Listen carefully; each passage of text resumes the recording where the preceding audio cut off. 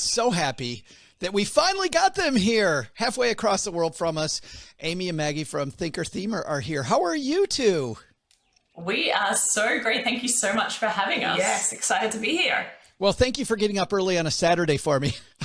I appreciate it.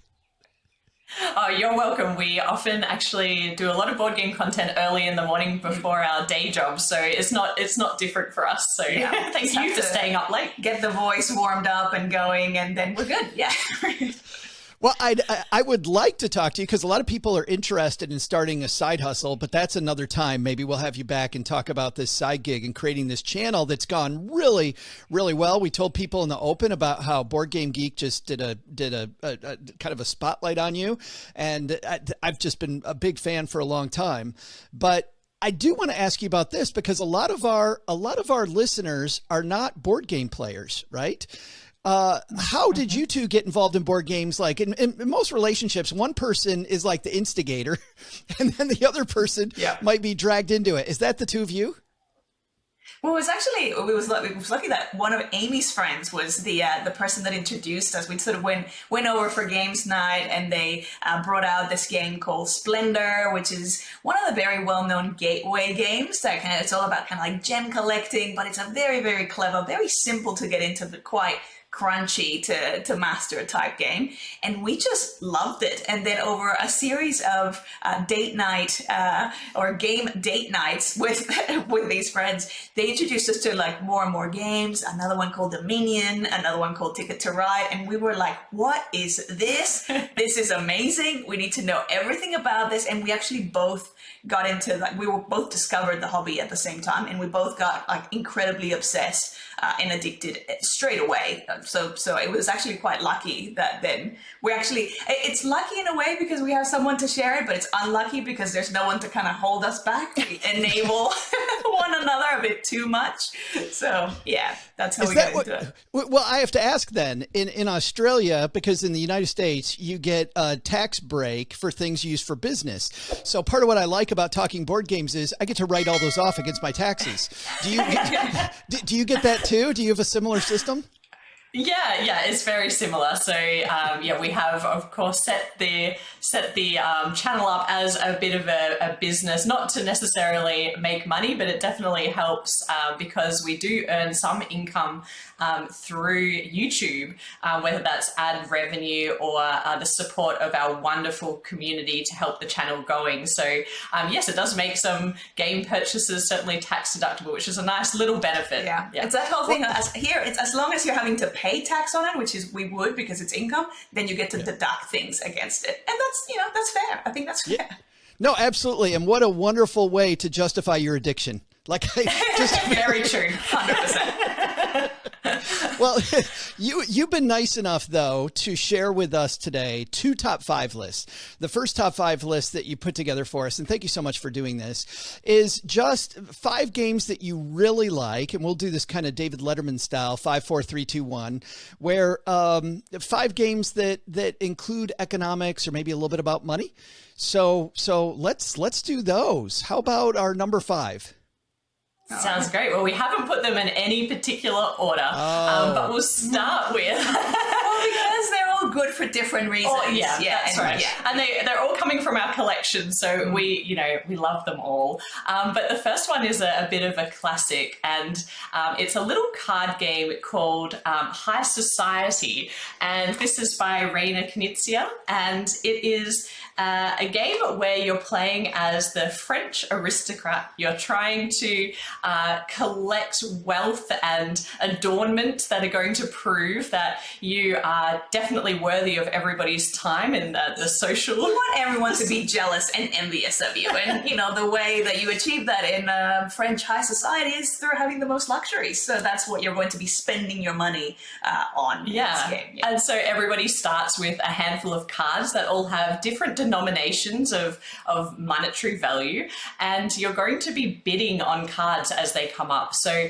someone is going to reveal the top card on a deck, and that card is going to generally have a value value from 1 to 10, and we're going to be bidding on those in order to bring them into our collection of adornments. And ultimately the main goal is that you're trying to have the highest number of points at the end of the game. But the trick is the person who spends the most is eliminated from the game at the end of the game. If you have the least amount of money, you're going to immediately be kicked out of high society, because you might have all the luxuries, but everyone knows, they've got no your money. bank balance is really low. So it's a really tense balance between how much do I, bet or bid to acquire all these goods versus, am I spending too much money? Am I going to be the person with the least amount of money in the end? So you're kind of also checking things around the table. And there's a randomization of the end game as well. So you don't know when the game is going to end. So you're still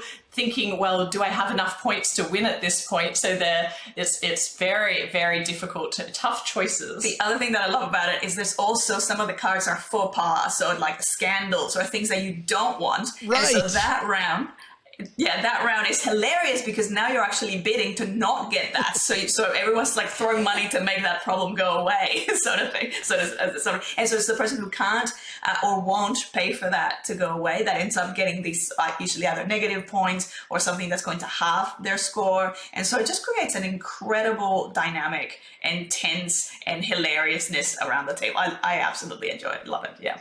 Yeah, we've had a lot of laughs playing this game. This has been, and really, this is a game, you talked earlier, Maggie, about gateway games. This is a very easy game for people to understand. Like, you can take this over to a friend's house and they'll get it. Yes. Yeah. Yes. And it also is a favorite of my mum's, actually. Yes. So, yes.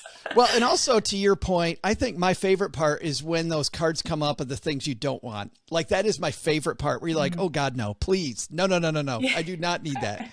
Yeah, that's good stuff. And you lose all your money making problems go away, and it doesn't advance you in the game at all. It's a great game. Yeah, it feels like when your roof needs repair. If you own your house and your roof needs repair, you're like, this does nothing for my lifestyle, but if I don't do something about it, then I'm in trouble. Things are going to get exponentially worse. Yeah. Yes, absolutely. That's a fantastic one. What's next? Well, the next one is a little bit of a bigger game. So we're going straight from accessible card game to what is known as probably a Euro-style game. So it's a little bit heavier. And this game is Nusfjord. I've never played this game. It is a beautiful cover, though. This is a beautiful cover. This is an excellent game, and it's an excellent as well for the heavier, by that I mean like more complex strategic Euro style games. This is a great way into those, because it's in a smallish kind of package, and it plays fairly quickly. It probably plays within an hour or so. You get so much of those elements of the strategy and the complexity. But I'll let Amy talk about it. Well, economically, you are you're the owner of a fishing company, and so what you're trying to do is you're trying to build up your fleet of ships so that you can get more fish, and you're trying to sell those fish. But you're also trying to sell shares in your company, which is really interesting. So you can issue shares in your own company, and you want to do that because if you don't issue shares in your company, they're going to be worth negative points at the end of the game. So you need to issue those shares. But what's really interesting is the other players around the table can purchase those shares, and then you're going to have to pay fish dividends every time you go out and you bring back a haul of fish. You're going to have to pay out proportionately to all of the investors in your fishing company.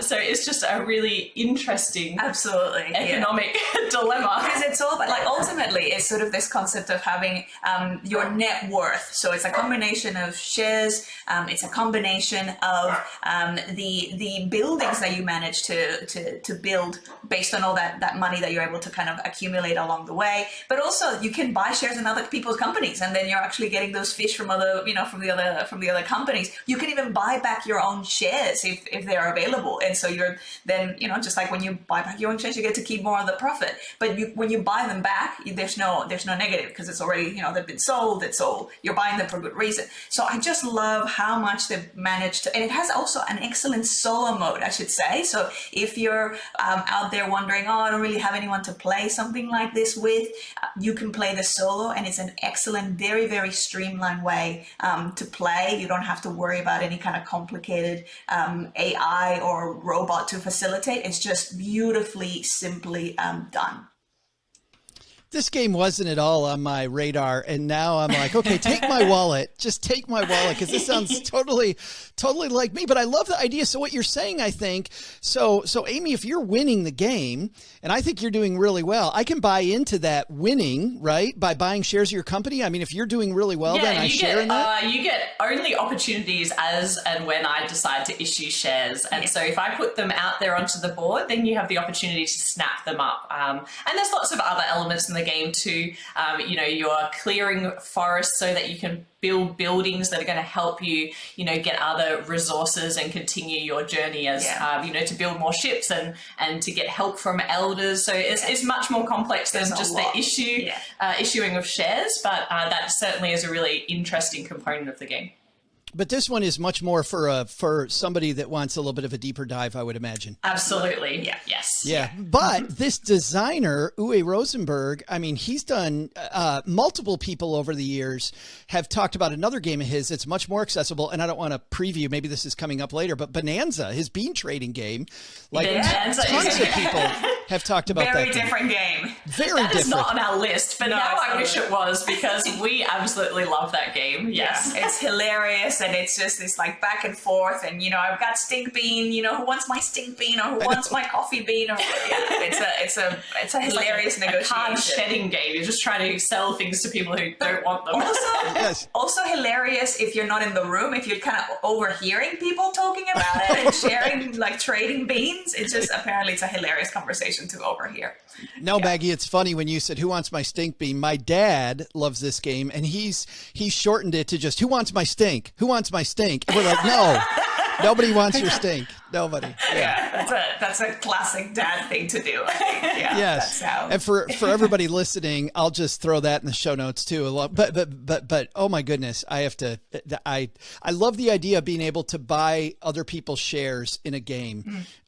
That's so fun. I've never gotten into, there's some train games, these 18 XX games, and I've never gone that deep. So that nerdy. But anyway, what is next, ladies? Okay. What is next? So next we have one that is a 2-player game, so head to head, and it's called Radlands. So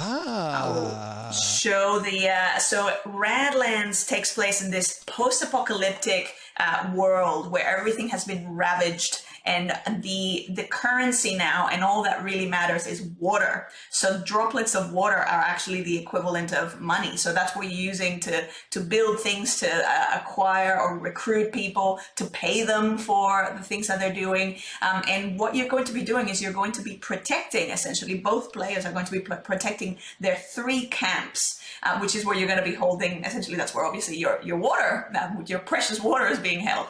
So you've got these 3 camps, and in front of them, you're going to be placing cards so that as you're getting attacked, those cards are the ones getting attacked instead of your camp at the end getting attacked. And those cards that you're going to be placing there are the people that you're recruiting. You're kind of different versions of either different skills. Like some of them are fighters, some of them are things that allow you to heal other things or recover.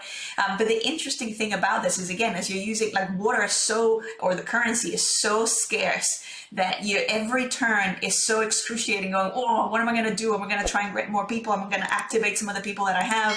Am I going to try and attack? Do I have to try and prepare for an onslaught that's coming of attack? The other thing that you can do is you can set events in motion. So you can kind of, there's these cards that then, once you activate them, they take a few kind of sometimes turns or sometimes time to get closer and closer to creating something really bad for your opponent. So as the opponent, you start seeing that thing coming. You're going, how am I going to mitigate against that? And sometimes you have a round or two. Sometimes you don't have a lot of times. So it's an excellent, again, fairly straightforward game to get into, because it's just really cards and those tokens for the water, and it's just beautiful. The artwork and in the cards is just so fluorescent and so almost like that sort of neon punk look, and it's just such a fun, tense, exciting experience. for people watching us on YouTube, can you hold that up again? Because we got half of it, but then they can get a look at that art. There we go. Look at that. So that's Radlands. That's Radlands. This is the deluxe edition that came with Kickstarter. I believe the retail edition actually comes in an even smaller. Actually, I think I can show you this. There's a smaller box that it comes in, because the version that we have has neoprene mats as well. But it can also come in this, because it's just cards really. So it can come in this format. So cards and the tokens inside, and it's just an excellent 2-player game. This very much has a Mad Max feel to the artwork. Yes, Absolutely. Yes. 100%. Yeah. And the idea that water is the resource that is scarce is hitting a little close to home in the American West. Like that's a little too close to home. But isn't that a hallmark of a great game? Like when I watch your videos, I feel like when money is scarce, right? When you really have to make these tough money decisions, for me, that seems like a hallmark of a really good game. Absolutely. And the hallmark of life, really, isn't it? The trade-offs, the tension of life. Yeah. Do I buy another board game or do I pay that bill? It just really makes those moments really, it makes you appreciate them even more when you manage to actually, get that thing. They're like, oh, I worked so hard for it. And here it is finally. Yeah. Maybe that is a little too close to home there too. Yeah. That is excellent. I've never heard of that game. I've never ever heard of it, and now I can't wait to try it out. What is next? So the other one, we don't have it to show because it's huge. It's behind me somewhere. I'm not going to be able to, because it's a massive box. So it's called Magnate, the First City. So this one is for anyone who loves the real estate component of Monopoly but hates Monopoly. Yeah. This is, in my opinion, the single best real estate game that has ever hit a table of mine. This might be, Maggie, this might be in all our years of doing this, the first time somebody's recommended, besides maybe For Sale, people have talked about that kind of classic game. But this may be the first real estate game that I can't think of another real estate game. But anyway. It is such a pure real estate joy of a game, to the point where if you don't like real estate, stay away from this game because this is like, it just harnesses that so beautifully. The whole game is about, you have all these plots of land and you're, at the start of it, you're trying to time the market. You want to make sure that you buy those plots of land when the market is low, so you can grab some bargains there. Then you're going to be building buildings there, and you actually even get to decide the type of building. And you're going to go industrial, commercial, residential, and depending on what they're near or next to, they're going to make them more worthwhile or more valuable or less valuable. So if you're near parklands, then of course residential is going to love it. If you're near an industrial complex, residential is not going to do so well, because there's, so the adjacencies are important. And then the when you're bringing in tenants as well, because you can bring different lots of tenants, the tenants are going to pay more based on, again, what is it adjacent to, what other buildings are around that are kind of synergistic with them. And then this is the best bit, on the point where you start seeing, okay, I've got my buildings, they're tenanted, the market's about to crash or it's at a peak. Then you want to sell, because then at that point, as you're selling, you're getting so much money, and eventually the game kind of ends after it. There's this peak in the market, and then there's the inevitable crash that happens. And at that point, if you've held on to your properties for too long, they can be worth very little. They're still worth something, but very little. And when you're selling your properties, you're actually contributing to the crash as well. So, it peaks, and then everyone around the table is kind of eyeing off each other. And you're like, are you going to sell off all of your property? Because if you are, I am. So clever. And so even the way they use advertisement, so you can use advertising to like attract more people and get the value up. But again, as the value goes up, then that impending crash is getting closer and closer. So clever. A lot, obviously, this one's a little bit heavier than some of the other games that we've talked about. But if you love real estate, this was going to be well worthwhile getting into. Yeah, the other thing, and it harks back to Monopoly, is that board gamers, are a bit funny about paper money. So having money represented by bits of paper, just like in Monopoly. No, gamers are not into that because it's not very long lasting. And usually they like the metal coins, or poker chips. That type of thing is usually used in board gaming.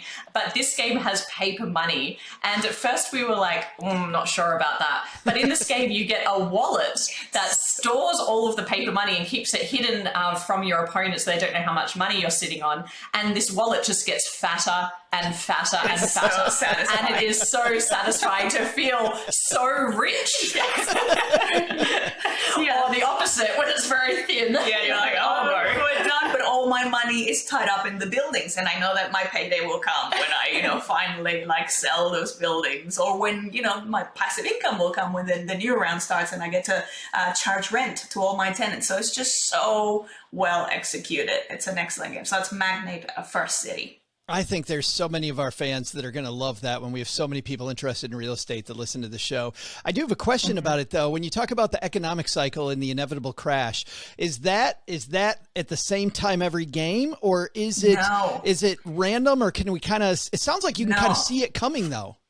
Yeah, so it's not random. This is what makes it so clever. It's not random. It's determined by the actions that players are doing, and so again, the more the market is active, and the more advertising is happening, and the more. So it's actually the dynamics that are playing out in that particular game that are going to speed up or slow down that market crash. That's cool. So you can, like we've had here in the U.S., kind of an overheated, probably the same there, have had an overheated real estate market. That will help bring about the crash, so as people are buying. Yeah, in Melbourne, actually, we have one of the highest costs of real estate in the world. I think it's in the top 5 now. And so it's a little close to home. We were playing this with my sister, and she was like, this game is a little bit triggering because I'm never going to get into the property market, and this is why, So yeah, at least you get to buy it in the make-believe board game. Yeah, you get to feel rich for a moment. So yeah. Or just come move to a little tiny town in Texas, right here, Mom's Basement, where we make podcasts, and it's because we are nowhere near the top 5, nowhere near. These have been fantastic, and I love the fact that I have never heard of 3 of them, which is awesome. Let's dive into the 5th one. Well, the 5th and final one, complete opposite of Magnate. If you can't make money, well, you might as well go digging for some. So it's a card game called, what's called a roll and write, or a flip and write, called Silver and Gold. And what we mean by roll and write, if you haven't heard of that term before, is a fairly new genre of board games where everybody has a pen or a pencil and you're trying to mark something off on a piece of paper in front of you. And all of the different games have different objectives. In this particular one, you are trying to scan islands for treasure. And the way that you're going to be looking for that treasure is you are going to be crossing off shapes on different island cards that are in front of you. And those shapes, if you're familiar with Tetris, polyomino shapes, so those Tetris piece shapes, are going to be drawn from a deck, and that deck is randomized. And so you might get, that L piece shape, and you've got to mark that off on one of your islands. And the objective is to fit all of these shapes onto the island and complete them, because when you complete them, they're going to be worth points at the end of the game, and then you get to draft a new island. And of course, in treasure hunting style, there are gold coins that you can collect along the way. So if you're successful in covering up these gold coins, they're going to be filling up your bag of coins until you reach a certain amount, and then you're going to get a trophy. And that trophy is a little bit of a race element with the people around the table, because the sooner you can fill up your bag with coins, the higher the amount of points that you're going to get for doing so. There's also this really fun combo feel to the game, because you can cross off these little red X's, and they're going to allow you to then cross off any square on any of your islands. So if you can get that momentum going where you can, cross off a lot of things at once, that's what's really kind of fun about the game. But it's a really straightforward game that is really family friendly. Very easy to get into, very easy to teach and just get going, and very one of those very fun, plays fairly quickly, and most of the time people go, okay, again, let's do that again. That was fun. Yeah. Often these type of games can be played with large numbers of people. I mean, the number of people who could play this is 99. Is this the same? It's a bit limited. It's just limited by the markers and the number of cards. So this one only plays up to 4. But if you get a couple of copies, so you have more markers and you have a few more cards to kind of, you can add multiple copies together and increase the player count if you wanted to. I've had an analogy that I've used for this type of game, and I don't know if you'll agree with this, so feel free to strongly disagree. But it just feels to me, what I like about this game, there's a little bit of a bingo element where you like turn over a thing and then everybody decides where it goes.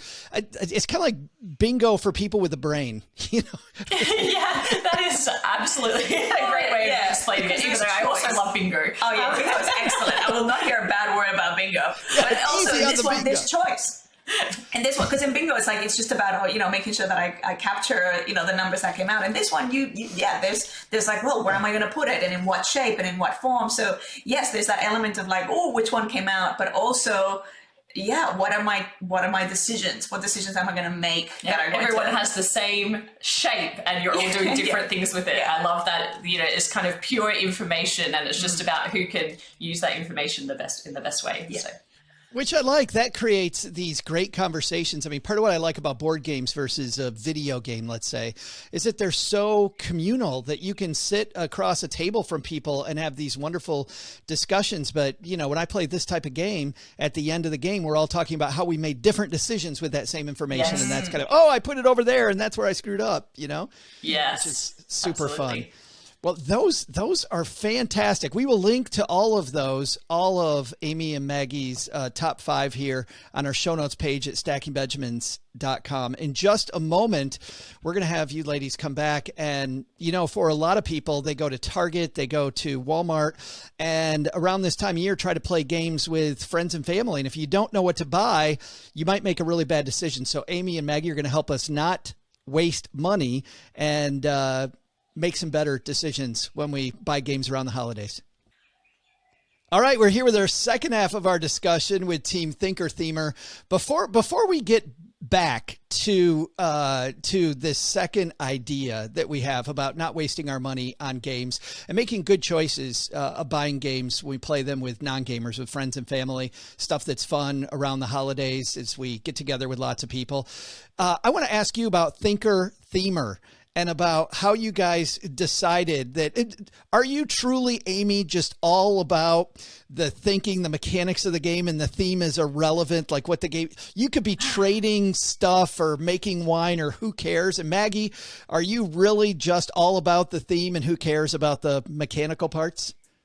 That's such a good question. When we came up with Thinker Themer, it was really just trying to place a label on what we were starting to see with our game preferences. Like, we would play games together, and for the longest time, we, enjoyed the same types of games. As we got further into the hobby, I was like, why do I love this so much and you just hate it? And vice versa. And also in our real life, I am very much bottom up type thinker. Like, I have to start in the detail, in the weeds, before I can grasp like the bigger picture. Whereas Maggie she's extremely spiritual, extremely like all about the meaning of life, big picture. Yeah. What's that? Big picture. So we're actually fundamentally different in this way. And that translates through to the way that we enjoy and play games. So I grew up with chess. I'm very happy to sit down for an entirely themeless abstract game, whereas Maggie hates style of game.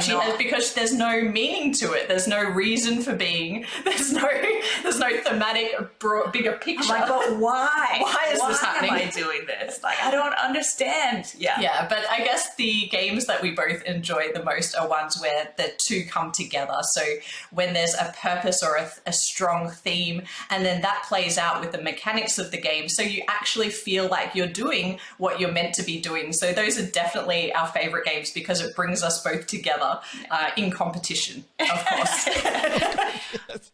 Yeah, because you guys also very famously, for your fans, that your fans know, you guys don't like co-op games. Like, you don't like games where you're on the same team. You want to be at each other's throat. Really? we've realized that unless there's a real big element of tension, like, for example, sand timers. So we seem to do fine with co-op games where there's a lot of pressure that you have to complete things before the sand timer runs out or before a beeper goes off, because it's like, you know, your countdown has finished. So I think a big part of that is what we don't tend to enjoy is the sort of like sitting around negotiating what's going to be the best thing, or what am I going to do? What are you going to do? It's like, okay, we're in no time to talk. Yeah, this is crisis mode. We need to like problem solve, be very efficient, and there's still that tension. And so that seems to work for us. That's funny. Yeah, but yeah, they say opposites attract. So there you go. Maybe that's yeah, maybe absolutely. That's it. Well, help us out here, because I know you've made I know when I was first starting to collect a few games in my 20s, I jumped on eBay and I just made some horrible decisions, just bought some just crappy games, horrible stuff. And then I learned about Board Game Geek. And then now we've got great channels like Thinker Themer where we can go and we can learn about a game and decide if we like it or not. But for the two of you, what are maybe 5 games that we could safely go to the store or jump on Amazon or wherever we buy from and not make a bad decision with people that don't play games much? Yeah, well, we've tried to focus on games for the holiday season, games that really, bring everybody together. And we've got a few great ones here. Interestingly, on our channel, Maggie is known for not enjoying fun. I don't like games that have a lot of fun, that are just like fun and funny, and like I do not like, and that's a hilarious thing because I'm a fun person. I'm actually that's not true. I'm not a fun person. That's maybe why. Like, I'm a happy person. Are you saying? But I don't like fun. I like funny things, and I will laugh very easily. Wait a minute. But I don't enjoy sitting around a table like just having something silly. Like, I'll do it for a little bit, but I want to kind of like sink my teeth into something meaningful. Actually, like strategic games. What's it about? Like, but why? Yeah. Yeah, so the idea of a party game in general, which is what you're going to play, is not your thing. Like, no thanks. Not my thing at all. Leave me out of the party game. But I have to say, the ones we've chosen, Maggie does enjoy. Yeah. And but this list might be dominated a little bit by my favorites because entirely, like 90% will say this is Amy's. I'm also the extrovert in our relationship as well. So I certainly, games for me, the biggest part of it is seeing everybody else enjoy it around the table too. So without all out of, sorry. Yeah, actually, I was just going to say that it may seem, this joke is old now, but I like the idea that Maggie puts the FU in fun. So just... I have never heard that before. That joke didn't make it to Australia. No, I love it. Yeah. All right. So let's jump in, Amy. What do you got? Yeah, so I have a recent game from this year, actually, a game called Kites. And Joe, in our emails backwards and forwards, this was one that you had mentioned that you had seen on the channel and you wanted to give it a go because we've been talking about it so much. But this little game really caught us by surprise. One of the reasons is because Kites is a cooperative game. And so in this game, you are all working together, but you are trying to keep a series of kites in the sky, and those kites are represented by sand timers. So you have all of these different colored sand timers in front of the group, and then what the group is going to be doing is one by one in turn order, you are going to be placing a card from your hand down onto the table, and that card will have a different colored kite represented, sometimes 1, sometimes 2. And when you play that card, it's going to mean that the sand timer gets flipped. And so what you're doing is you're extending the time of that kite being in the sky. And collectively, you don't have all of the colors of the kites in your hand, so you need to be talking, communicating the whole time. I can just hurry up and take your turn because I can save the blue one. Just get back to my turn. Yeah, in a cooperative way. Yeah. And if at any point one of the kites falls from the sky, game over, you lose as a team. But if you can manage to keep them all up in the sky and get rid of everybody's cards in their hands, as well as the cards in the deck that you are redrawing from, then you're all going to win as a group. So it's definitely an all win or all lose style game. You can also increase the complexity in the game by adding in some advanced cards into the deck that are going to really confuse things. So there's one called aeroplane mode, and when someone picks up that card, they have to play it on the next turn. They say aeroplane mode, and that means nobody can talk for the next round. Silent. Yeah. You're like, like trying to can someone please do that? Flip that timer. Just nudge towards it. And then there's also a card that will force you to swap cards with the person. Lines, the person next to you. And the best one is the storm. A storm is coming. So when you get this card, you say a storm is coming, and on the next turn you have to play it. And what it does is it flips every sand timer, no matter how low or high they may be. Yeah, and so and one of the complications of the game is that all of the different colored kites have a different amount of sand in them. So some of them, need to be flipped more often. So it's just extremely chaotic. It's super stressful. And what a better way to bring people together. It's a real energizer. Like, it's one of those, like, we play this at 1 a.m. when everyone is just so out of it and tired. And by the end of it, everyone's so full of adrenaline that they're like, all right, I'm ready for a 3-hour game now. Like, I've got it's better than a shot of coffee, essentially. The big thing that caught my eye watching the two of you go over it, two things. The first thing was you were maybe, 3 minutes into your description of how to play, and I got it. Like, this is a very easy game to teach. Yes. You're great at teaching games, but I think it is easy for anybody to teach, which, as you know, with people that don't play a lot of games, people go, the rules, I just don't want to read the rules. Yeah. But then Absolutely. number two about this game, it's so pretty. It is just, it is pretty.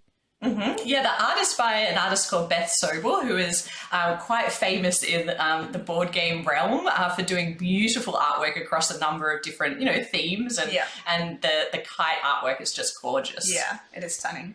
Good. So if your holiday event isn't stressful enough, guys, go buy kites. So cut that. Add some more sand timers into the mix. Yeah, that's right. I wish there's some relatives that I end up going to have to eat with over the holiday season where I wish we had a sand timer on their stories. That would be cool. I was loving that story, but the timer's out. We're moving on to the next person. Thank you, Uncle Roger. So sorry. All right, what is next in the basket of goodness here? Okay.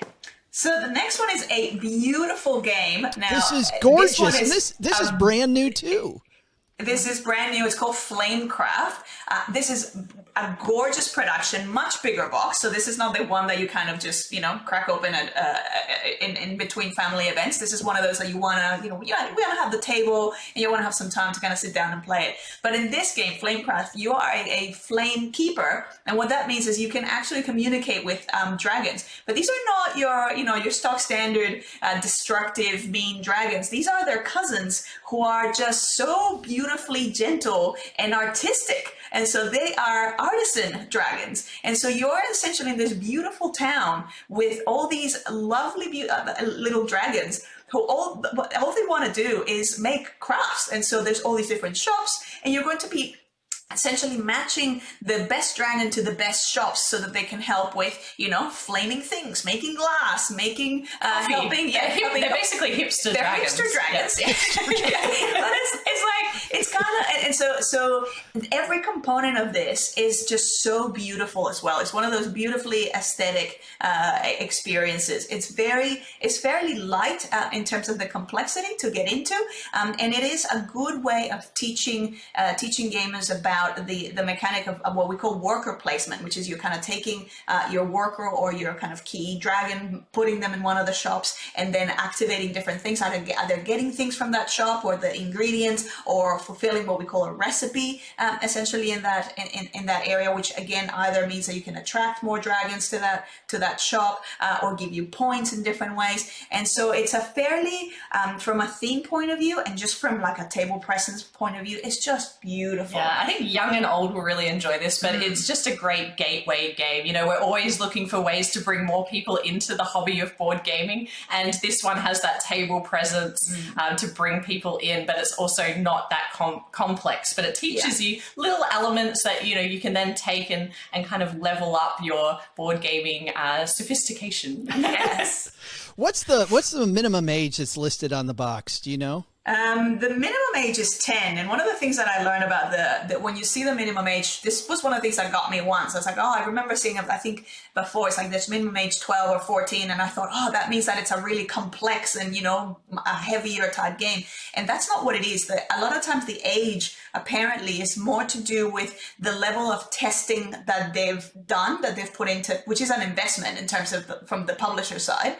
Because apparently there's particular types of cognitive type testing and even what do you call it, sort of like that for example, to make sure that kids are that's going to be safe for particular ages, but also that they're going to be able to manage some of the components and things like that. So even though this says 10 and up, I think you could potentially play it with younger kids. I probably wouldn't play this with toddlers. But yeah, like I think, you know, someone like 8, you know, 8 plus would be fine with and enamored by the dragons. Yeah, absolutely. Yeah. So I guess that's more of a word of warning of like with the age, when it sort of shows the age. Obviously, one element is safety, particularly for the younger age groups in terms of components, because it does have small components, and they all will say this is not a toy. Like these are not toys; they're components for a board game. But yeah, I feel like, you know, a 7-year-old. 8-year-old would be able to play that. Yeah. I took one of these back, you know, I mean, I've been doing this forever, and we used to have to buy board games that we liked, you know, these super nerdy games directly from Germany. So I had this game that came from Germany, and a relative's toddler chewed on one of my cards. Oh, and, no. And back then you couldn't get another, you know, you just couldn't get another one. There wasn't going to be another one. So we had to figure out some silly rule. But yeah. I did just have that moment of, am I worried about the toddler or the card? Like I actually, in my mind, I was like, do you know what's crappy, Amy? This is totally horrible. Cheryl, my spouse, got angry at me because I was upset about the card. I was not upset about the toddler. I'm like, this game away from Germany on a ship. Like I literally, I ordered this thing. It comes like 2.5 months later, right? And it cost $1 bajillion. And 3 weeks later, my relative's kid is chewing on the card, and I'm toddler's not from Germany, so anyway. No, 1 star. The toddler just came from down the road. It's like, which is more exotic here? I know. Come on. And Cheryl's like, everybody in the room could tell that you could care less about this kid's health. I'm like, I'm sorry. I am an evil. It's like if there's a loud noise, which one do you reach out to protect? It's like if you're startled, it's like, oh, protect the game. And the kid's just like, oh, seriously? Back to Flamecraft, though, I think the word cute comes to mind first for me when I see this board. Mm-hmm. Absolutely. Yeah. I mean, and board gaming traditionally, and probably certainly at the time when you were importing games from Germany, a lot of the themes are not very diverse. So there's a lot of fantasy. There's, you know, a lot of sci-fi. And if you're not into those themes, and we're actually not, it's quite hard to find games that, you know, have something different. And this, you know, artisan dragons with their little stalls in a village, that could not be more different. And it's so great to see games like that, you know, big games like Wingspan as well, you know, which is all about bird collecting and bird watching. Those kind of games are just opening up the hobby to so many new gamers, which is really exciting. Yeah, I love that. Hipster dragons, I think, Amy, was a good phrase. That's hipster awesome. dragons. What is next in the bag of goodness?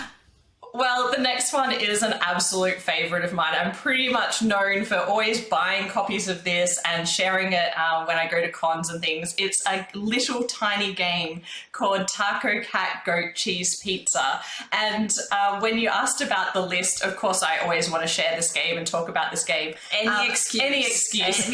Someone asked for the time, and she's like, "Have you heard of Taco Cat Goat Cheese?" He's like, "No, but that's not what I asked." And by the way, for people not watching us on YouTube right now, you can see Maggie rolling her eyes as she's saying that. You can totally see her rolling her eyes. I didn't realize I was rolling my eyes. You can hear it in your tone from deep down my soul. Yeah. But this game it's really easy to find. So that is a great reason to put it on this list. When we've traveled in America, we've found it in the airport stores. We've found it in Walgreens. There's, Target. Everywhere has this game. But this little game is really simple to teach. You are simply going to have a pile of cards in front of each player, and they are going to, on their turn it over and say the next word in the sequence, taco, cat, goat, cheese, pizza. So one of those words, one at a time. As we go around the table, people will just be chanting that. So if it's my turn, I'll say taco, Maggie will then say cat, and we keep moving around the table saying that. But the interesting thing is you're also going to be flipping a card out of your deck. And if the word you say matches the image, so if I say taco and I am flipping a card that has a taco on it, everybody has to slap the pile of cards in the center. And if you do that last, you are going to have to take all of the cards. And obviously the objective in this game is to get rid of all of your cards. Now, there's a few little twists in the game that make this a bit more complex. First of all, a lot of the shapes look a lot like each other. So the cheese looks a lot like the pizza. So you've got to be very sure that you know what you're slapping. And if you are going to go for it and slap the pile of cards, then you want to be sure, because if you flinch or hesitate, you're also going to have to take the pile of cards. So you've got to be very careful about that. Then there are these three special cards in the deck that are hidden somewhere in the piles of cards. One is a gorilla, where as soon as that comes out, everybody has to beat their chest. Yes, go gorilla, and then you beat your chest. And if you're the last person to do that, guess what? You're also taking the cards. There's a narwhal where you have to make the horn on the top of your head. Yeah. And then there is a groundhog where you need to beat the table. Yeah. And obviously the groundhog and the gorilla look a lot alike, and it's very confusing. So if you beat your chest when you're meant to be knocking on the table, well, then guess what? You also take the pile of cards. So a very fun, simple, easy game. It's silly, but it's hilarious. And this is the best game that I've found so far to bring a group of people together who don't know each other on a table and just have them laughing, and all of a sudden there's this rapport, and now guess what? We can hit you with a heavier game. So I do have to always warmed up. Whenever we talk about Taco Cat Goat Cheese Pizza, I have to give a health and safety warning, because I have house ruled this. I hate games where you have to reach into the middle of the table with the hands and things, because inevitably you get the twisted fingers and the things that kind of go horribly wrong. And every time Maggie vetoes the game, I'm always saying, Maggie, why do you hate fun so much? Yeah, but so this is the thing. So in my whenever I'm playing or whenever I'm around, I'm like, the rule is you're gonna, instead of reaching towards the middle, you're slapping in front of you. It's like sort of whoever slaps in front of them last, again, is the one who takes the pile.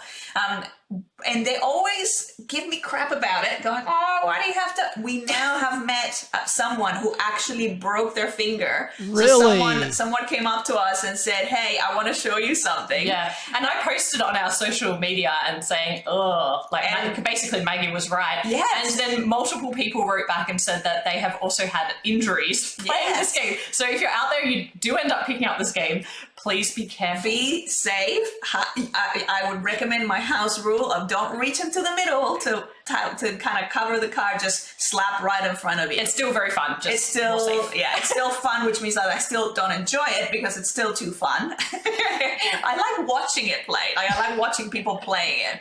But yeah, so that's Taco Cat Goat Cheese Pizza. I was thinking that too, that this would be a fun game at a bigger party if you've got a group of people playing it. Like for people just standing around watching would be super fun. But any game, but I like how the Thinker Themers come with a game that has an injury warning. Like that's pretty badass. Pretty badass. The game itself doesn't. I bring the warning because I have first as a nurse myself, I had concerns about it, and then my fears were confirmed. Yeah. Mm-hmm. So now I feel very vindicated and going, yes, be safe. I was traveling around the country on my book tour this summer, and I went to 40 different cities. But when I was in Atlanta, one of our fans, and I'm sure he's listening to this because he loves board games, he actually liked this so much, he came up to me at the event and he sent me this game. So I have this because somebody in our Stacker community, Amy, is just like you. He and you. Hello, let's be friends. If you're listening, let's be friends. Yes, he was so adamant that I had to play this game, and you're right, it's fantastic.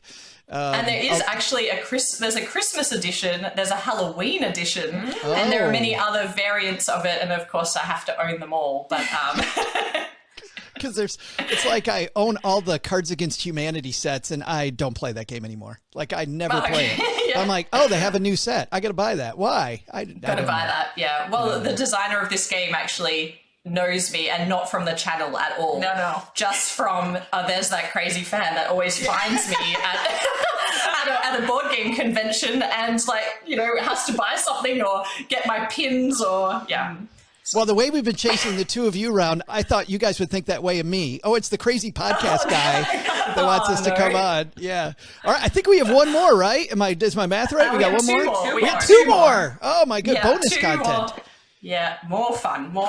So the next one is a game called Dream Crush. I saw you talk about this just recently, another game I have never heard of. And by the way, nothing, can you hold that up for just a little bit longer for our YouTube friends?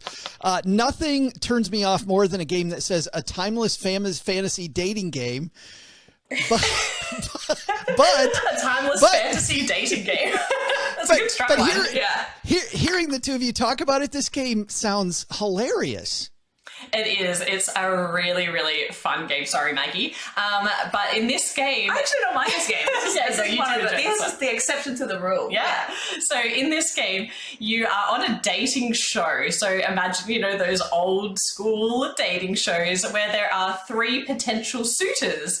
And these suitors take the form of just this, a cardboard cutout that just has an illustration of someone on them. But we know nothing about these people. And what's really interesting about this game is every round, something is going to be revealed about that potential love interest. So we're going to be learning more about each of the candidates for love as the game goes on. And so there might be something that is revealed about them that is either going to be a turn off for everybody around the table or someone around the table, or a turn on maybe for some people. And there are strange little facts about people. So it might be as something as benign as, this candidate keeps a dream journal. Some people might be really into that and others not.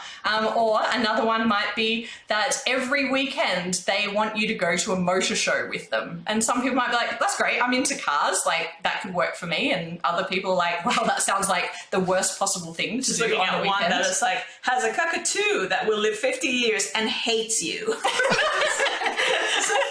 So they range from, the things that you can kind of live with and other things that you're like, can I live with that? I'm not sure. But the way the game works is you are actually going to be trying to predict who your friends and family around the table would choose to date in every given round. So it requires a good knowledge of the things that annoy your friends and family that would rule out these different love interests. And so every round we're learning a little bit more information that's painting a broader picture of the candidate. And then I have to evaluate, now, is that thing a deal breaker for Maggie? Is she going to swap to a different candidate based on this new information? And so the way you get points is by correctly predicting who everybody's going to date each round.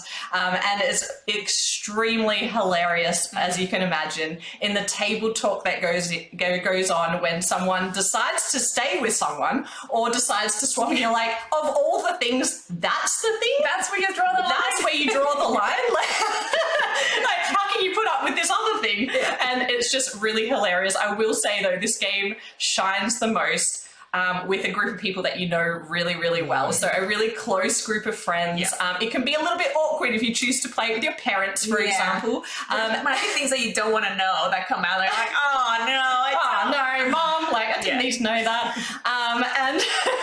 And also, it's not the type of game that you want to play with a group of strangers at a board game convention. It doesn't make sense because you don't know them well enough. So, but amongst the right group of people, this game is fantastic. Like, people always ask to borrow our copy. It is just so much fun and a great one for the holiday season, I think. That's fabulous. I have, again, before I saw it on your channel, I'd never heard of it.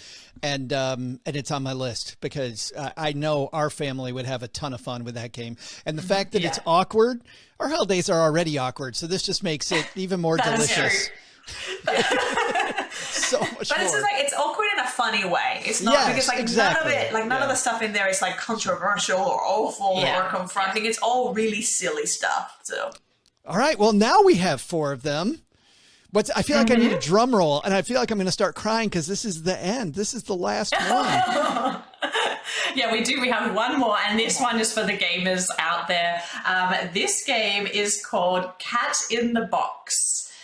So it is a game that is what we call a trick-taking game, which you might know some of the traditional card games that are trick-taking games like Hearts. But there's been a real resurgence of those games recently, particularly coming out of Japan. Japan are really into this style of game where basically everybody is trying to play cards from a hand of cards and then win what's called a trick by usually having the highest played card in the suit of interest into the center.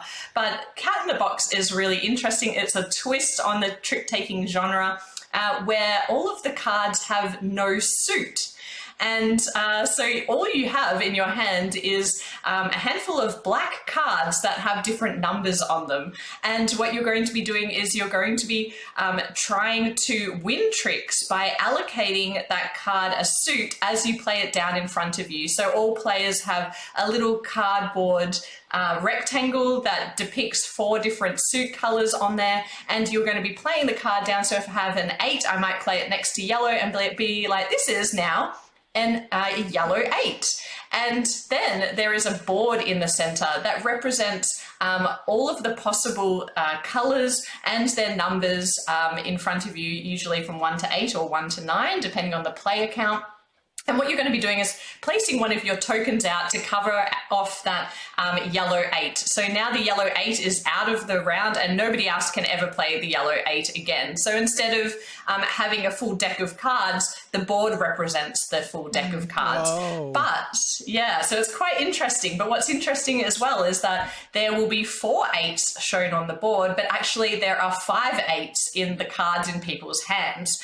And so what you're trying not to do is get stuck with a card that you can't play or cards that you can't play in the board of choices, because if that happens, you're going to cause what's called a paradox, and you are going to basically end the round, but then every trick you've won so far during that round is going to be worth negative points. Oh, no. So you don't want to be that person. Yeah. Yeah, and it's actually based on a really interesting theory, this game, thematically. I can never say the name. Is it Schrodinger's cat? So that whole, the quantum, I think it's like that quantum, well, they actually call it a quantum trick-taking game, because it's like quantum theory of, before, if you have a cat in the box and there was, you don't know if the cat is alive or dead until you open it. And at that point, there's like, it's like this whole splitting off into it's both alive and dead. And then at that point, it's like whatever reality you kind of step into. So that's the whole thing with the cards. It's like the cards have no suit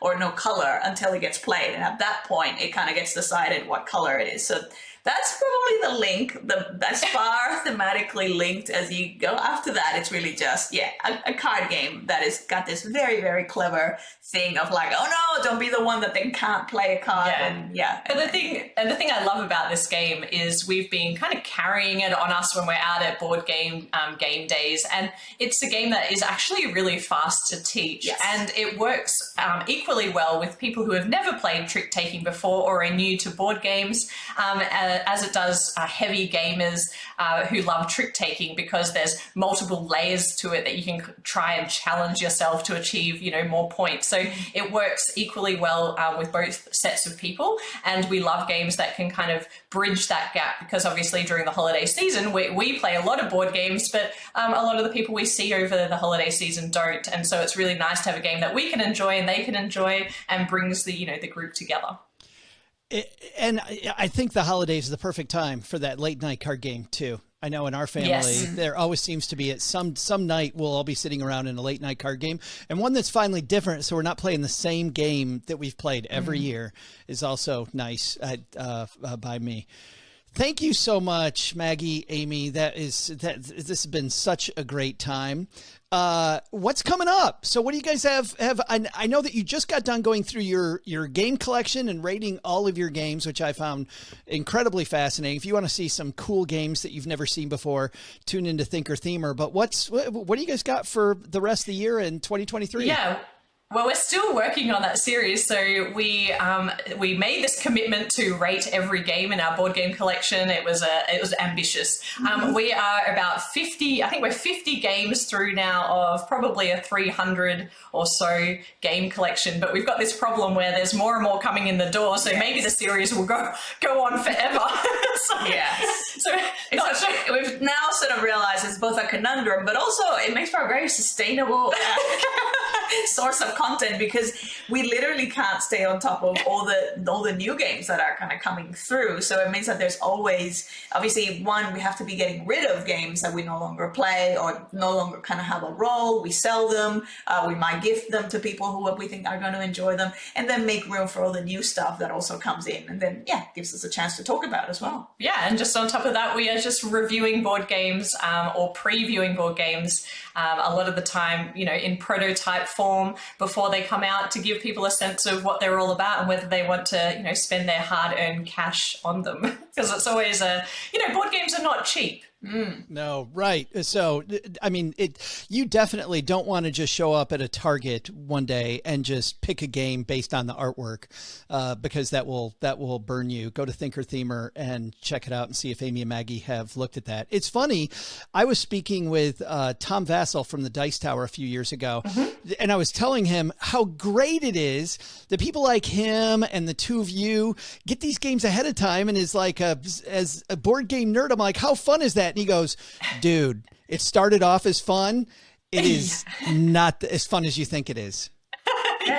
Yeah, with it comes deadlines, and that is always tricky to navigate. Also the level of evolution that prototype is at. Sometimes if they're too early in the piece, then they haven't been play tested enough, they haven't been balanced enough, the rules are still changing, so it can actually be really frustrating because you're playing something that's not really complete or hasn't found its footing yet. Yeah. And so that's its own sort of challenge, but it can be so satisfying when you do play something that you're like, wow, this is so clever and it's doing something really new. And unfortunately, like a lot of times, the majority of the stuff that you play is like, yeah, it's okay. It sits in it was fine and it was okay, but it's so worth it for those endless quest. Yeah, but those instances where you go, oh, this is so special. This is amazing. Yeah. It's Thinker Themer. We'll link to the channel on our show notes page at stackingbenjamins.com. Amy, Maggie, thank you so much for helping stackers everywhere not waste money and have some more fun around the holidays. I really appreciate it. Thank you so much, and happy gaming. Yeah, it's been our pleasure.